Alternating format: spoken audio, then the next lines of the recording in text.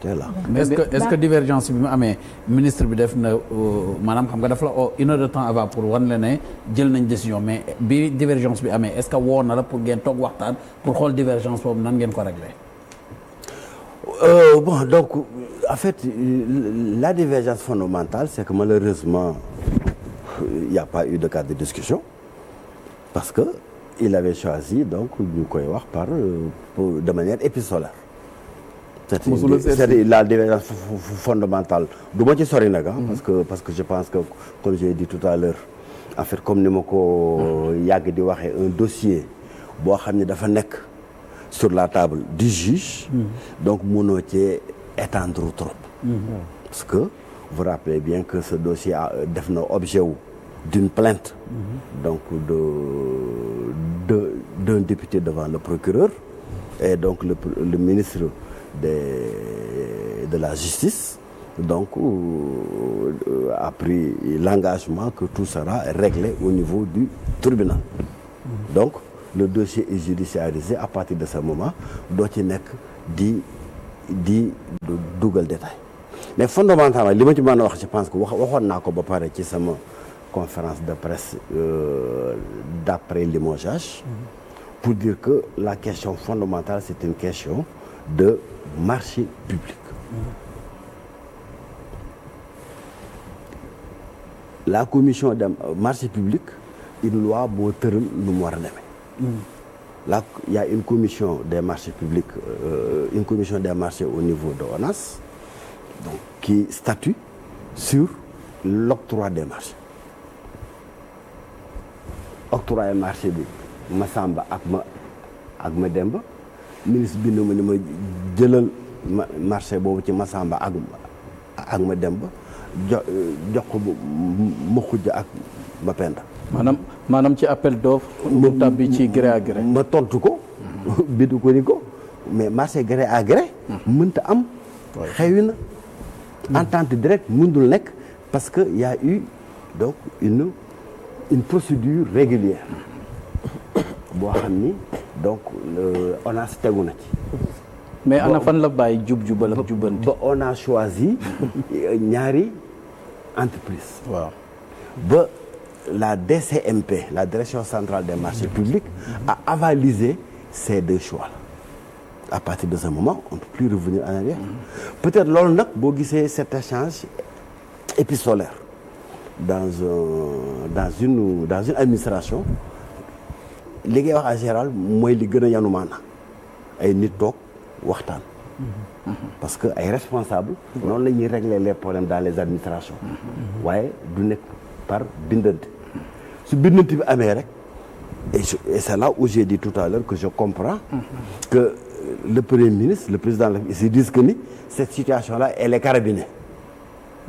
Elle est carabinée donc il faut prendre immédiatement des mesures qui permettent que l'État l'action publique ne s'arrête pas qu'on protège les populations ci inondation yi et donc ci loolu bu amee il faut sacrifier le DG ou il faut sacrifier le ministre évidemment c'est toujours plus facile de sacrifier un DG que d'aller vers un remaniement ministériel dans des situations d'urgence. Docteur du tee nag après cela muy le premier ministre muy le président donc ils vont mener des enquêtes ils vont mener des investigations qui vont yoo xam dinañ permettre ñu def la part des choses donc partager les responsabilités. Docteur allez-y.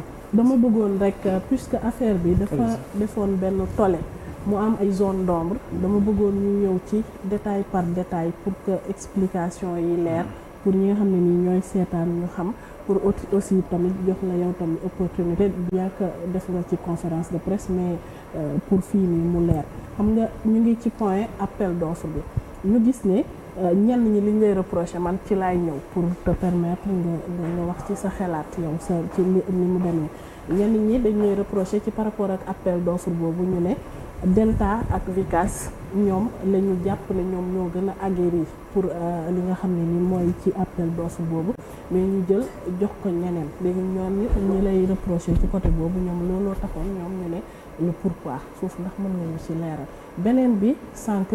nga bàyyi mu leeral nga jëwaat. looloo taxoon mu doon def signe parce que bëgguma woon ñu génn foofu. mais leeraloo ci ndax yaa ngi ci jomaay président ba tey loolu it leerul bëgg nañu xam ndax après tout ce qui s'est passé yaa ngi ci jomaay président ba tey. est-ce que du ma ci boole sama question rek mu doon benn.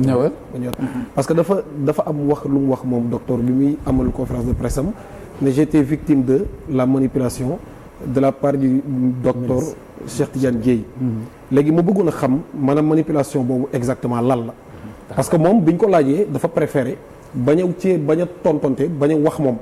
mais jël benn syndicat boo xam ne ñoo ne ci kër googu muy ONAS. ñoom ñoo wax à sa place te yaakaaruma ni ñoom ñoo waroon a tontu docteur. parce que affaire bi entre docteur la ak moom Cheikh Tidiane Dièye. te Cheikh Tidiane aussi ni docteur amee fulla ak fayda taxaw di setal deram.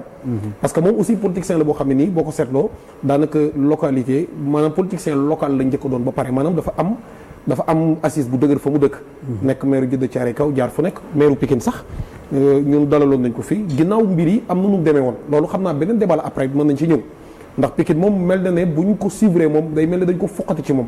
élection yu weesoo donc moom docteur dafa am fulla ak fayda bi réeroo amee mu taxaw def conférence de presse jël responsabilité am parce que am na ñoo xam ne peut-être mën nañ leen a dàq sax mais dañuy bañ dañ leen a dàq naan di rafetal dañ maa relevé dañ maa nangam ak nangam parce que bëgguñu en réalité sori président moom nag peut-être jege président du lu rëy ci moom parce que yàgg nag ay président ku mel ne Ablaye Wade ku ko jege woon liggéey ak moom jaar fu nekk fu ne peut-être jege ay Diomaye yooyu xëy na mën na ba ñu doon sa problème mais fulla ak fayda ji docteur am pour taxaw seetal boppam lan moo tax docteur Cheikh Tidiane Dièye moom it ak ni ko nit ñi xamee amul maanaam taxawaay bu toll noonu ngir mën a seetal boppam aussi ci ne lii Cheikh Dièye wax kat demeewul nii nii la xëy na dossier bi comme li mu wax sànq moom mën na ci bañ a dugg dëgg mais digganteem ak Cheikh Tidiane Dièye ci lan la ko manipulation yi lan la exactement. D'accord, donc muy 3 questions. Voilà, donc comme j'ai dit tout à l'heure je pense que Sénégalais tey li ñuy xaar peut-être DG ex-DG ONAS la. mais c'est aussi le président du parti Fépp Tawfekh. qui a des propositions alternatives. bu am gis-gis ci réew mi bu am gis-gis ci mbir mi lu muy doxee. et cette question de ONAS comme ni nga ko waxee léegi dama cee xuus leeral lépp. mi ngi sama page Facebook. avec des audios. te la ma waxoon amul dara loo xam ne dama ko ciy teggi lu toll ni tarfatal li ay ni. biñ ma daan toog naa 15 jours. yoo xam ne kenn déggul Cheikh Dieng. ngay dégg dans la presse ñu yàq deru Cheikh Dieng. Cheikh Dieng nag di gor. Cheikh Dieng di garmi. Cheikh Dieng di un homme politique comme il a dit qui a été maire de Djeddah Thiaroye Kaw qui avait gagné la ville depuis que ñu foqante ko. Cheikh Dieng di un chef de parti Cheikh Dieng di un chef de famille. kooku boo yónnee ay journalistes ñu yàq deram dans la presse mu toog 15 jours waxu dara xamal ni dina génn seetal deram wax mbir mi nu mu demee. loolu nag évidemment mënta arranger état.